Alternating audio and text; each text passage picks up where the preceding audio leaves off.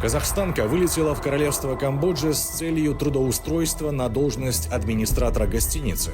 Однако по прибытии стало ясно, за предложением скрывались иные намерения, и девушка оказалась под угрозой вовлечения в трудовое рабство.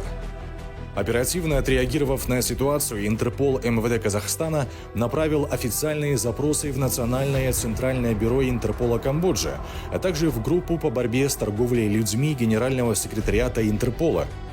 Я не знаю, какими словами можно выразить ту благодарность, которую я чувствую. Когда мне казалось, что выхода больше нету и все потеряно, меня спас Интерпол МВД Казахстана. Они нашли меня и вернули мне жизнь и свободу.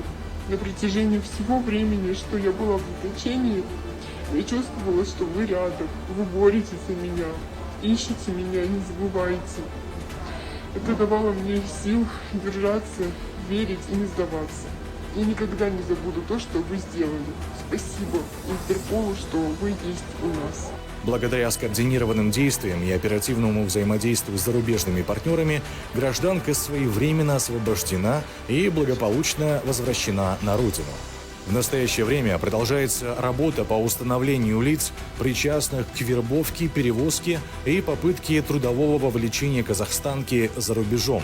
Все они будут привлечены к ответственности в установленном порядке.